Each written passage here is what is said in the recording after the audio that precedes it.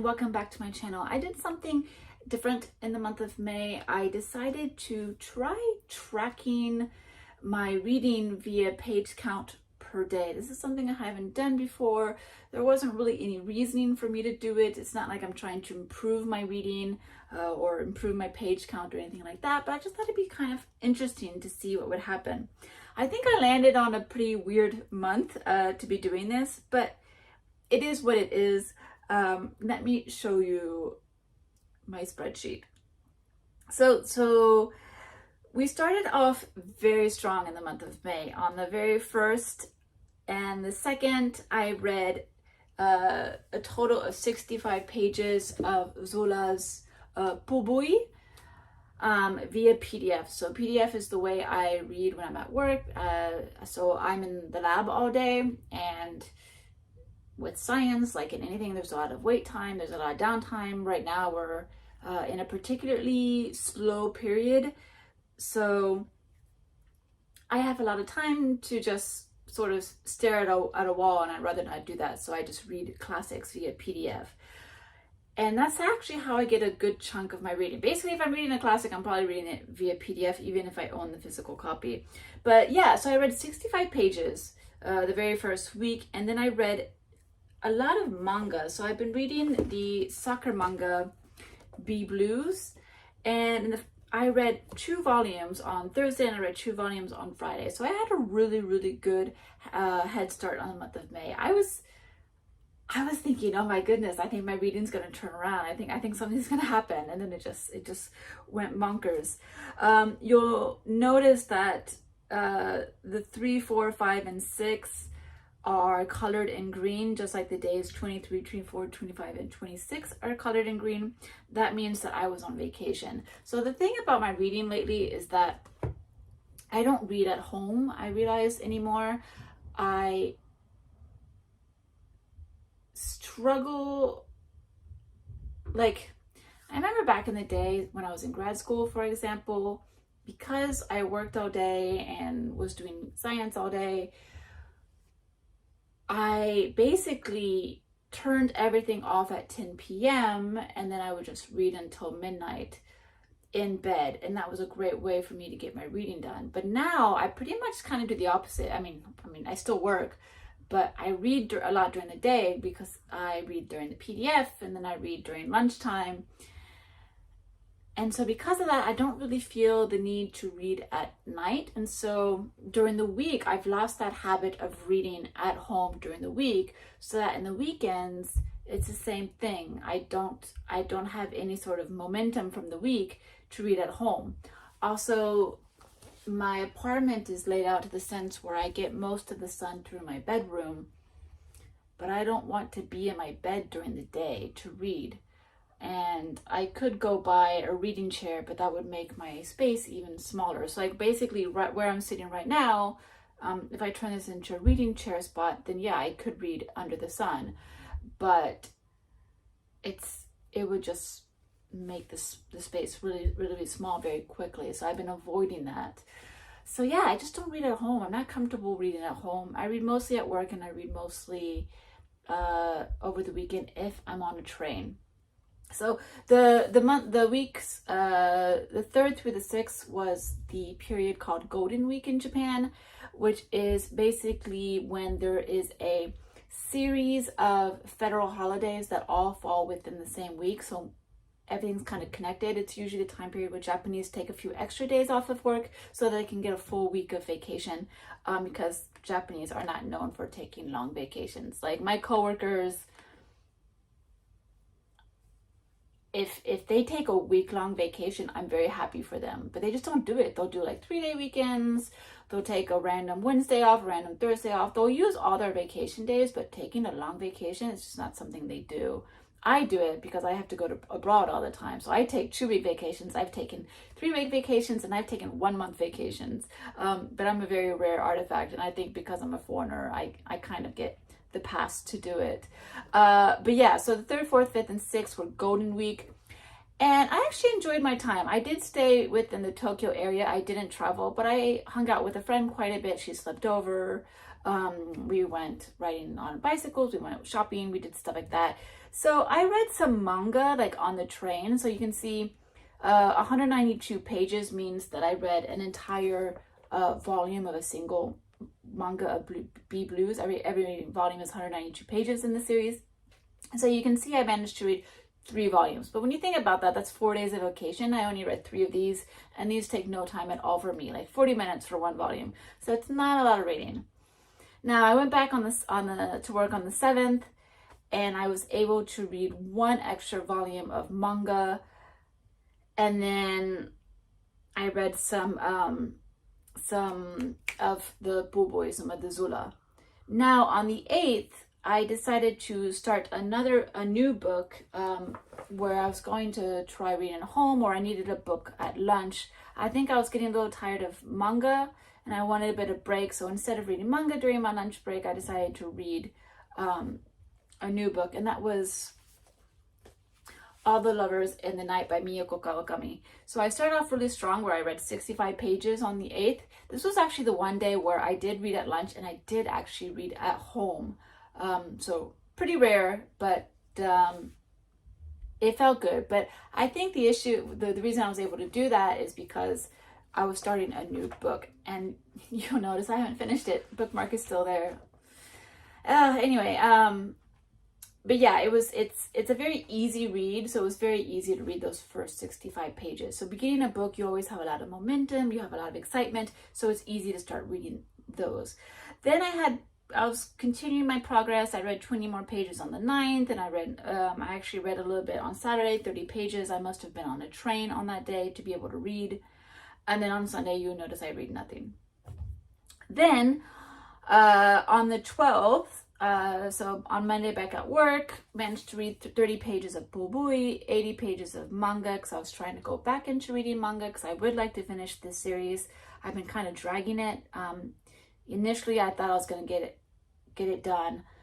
If I was able to keep my original reading pace, I was looking at being able to finish it at the end of April, but more realistically, it seemed like I'd finish it at the beginning of May.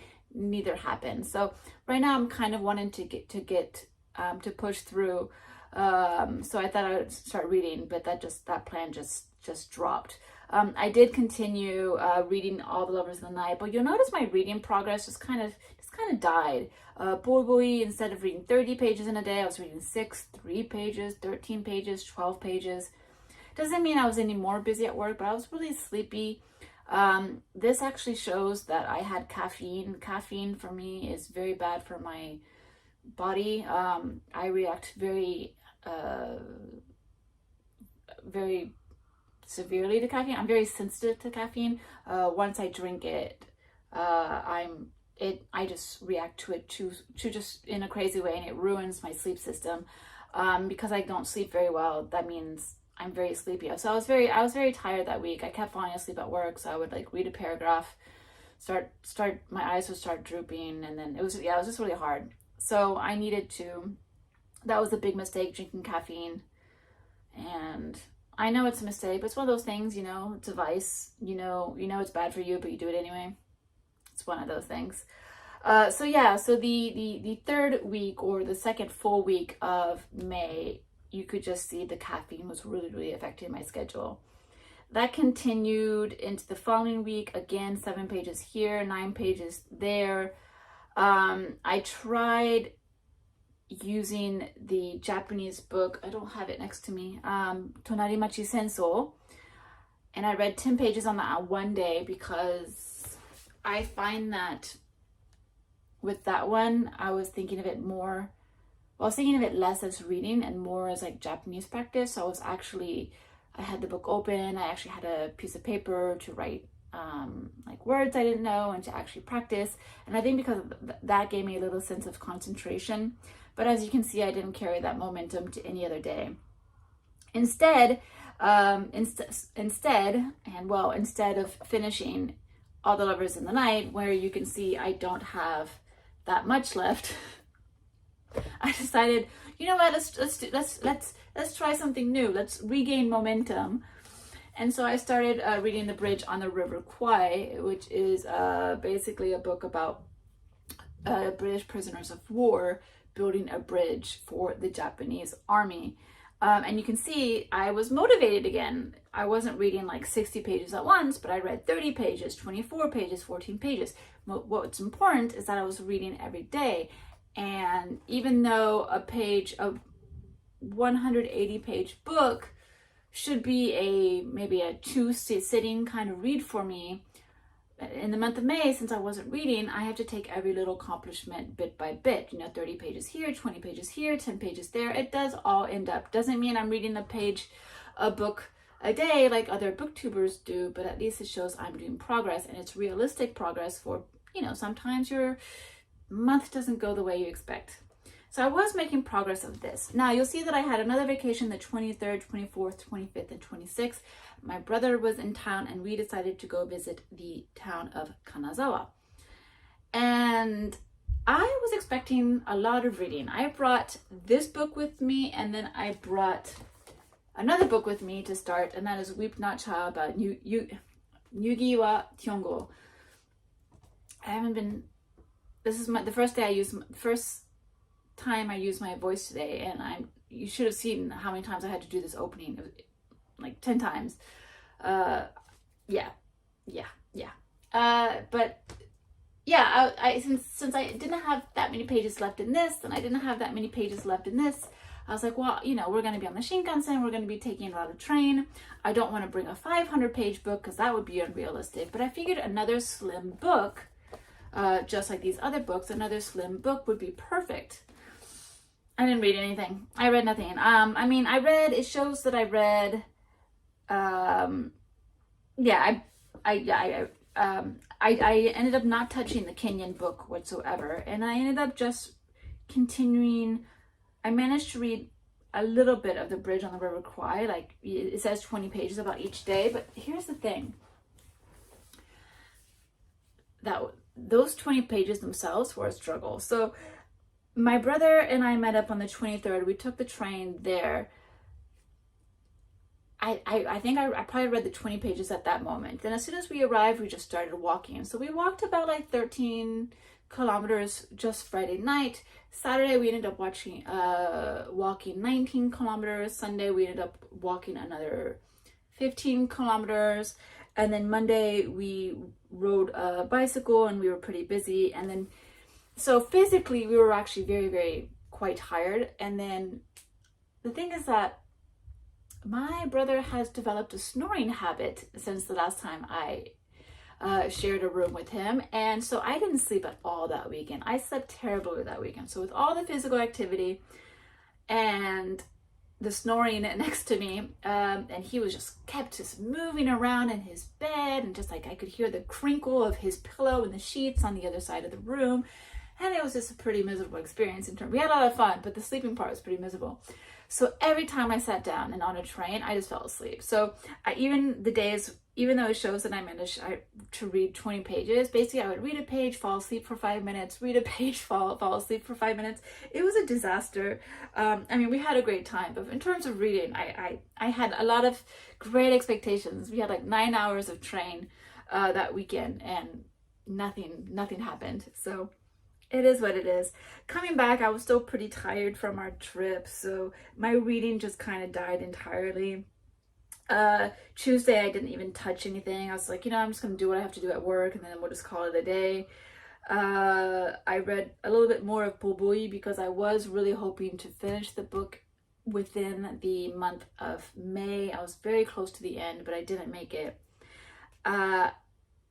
Then I decided to read one final volume of the Blues manga on the 30th, just to feel like I might have accomplished something. Because the thing is, like, even if you're not trying to follow a particular goal, like, I'm going to read a book a day, or I need to make sure I read every day, or 10 pages a day, or anything like that, it still feels good when you're reading, because it is a hobby, it is something you're doing. It is something you enjoy. So when you do end up doing it, you really do enjoy it. And sometimes you need a push. There are so many activities. I love playing soccer. I played soccer all my life. But sometimes just to get out of the house to go play that soccer game. I was like, oh, I don't want to go. They'll be fine without me. It'll be okay. And then you're like, this is stupid. And you finally leave the house and you go to the soccer game and you have the blast and the time of your life. And then you don't want to go back home. That's how it is. You know, I mean, even with things you love, sometimes you just need a push. And that was me trying to give me a final little push. But you'll notice, yeah, Tonari Machi Senso, I didn't go back to it. I didn't even attempt to finish All the Lovers in the Night on that final day, even though I only have 40 pages left of it. And the Bridge on the River Kwai, I only had 10 pages left, and I couldn't even force myself to finish that by the end of the month. So that was my month of May in reading in terms of how I read per day. So I hope that gives you a good idea of kind of the ups and downs of my reading. And it just shows that it's not about a final page count. It's not about a final book count. It's just, if you enjoy something, you will enjoy doing it every day. And sometimes you're going to have great reading moments and sometimes you're not. And I think it's better just to be able to slip in a few pages here and there rather than just not reading at all. But, you know, if you don't read a book, if you don't read any pages at all in a day either, that's fine. We all need a break. We all need to do something else. Reading is not my only hobby. I have many, many other hobbies. And I mean, that's pretty much, I mean, that is kind of the thing about me reading at home, is that I don't want to go home. Like after work, I don't want to go home. I'm alone when I'm at home. There's no one there. There's no one there to say hi to me. So, I mean, realistically, after work, I'd rather go play sports. I'd rather meet friends for a drink if I could. But the thing is, I also play the violin. That's one of my hobbies. And I have to go home for the violin so I can make sound before it gets too late at night. So the violin kind of limits my life quite a bit. But realistically, I wouldn't go home after work. I'd rather be doing something else, to be honest. And I'd rather not be at home just by myself and then reading, because I like to use reading to fill up, to make the boring moments more fun. So like lunch and like those moments where when you don't have any work left and things like that, that's when I like to read. Basically, I think I'm a reading procrastinator, or like I use reading as a means of procrastination. I definitely did that in grad school. I'm like, I don't want to study. This is hard. Organic chemistry is very difficult. I have to read instead. Yeah, I think I'm kind of one of those readers. I like to read to fill up those moments where I feel like I could be doing something better.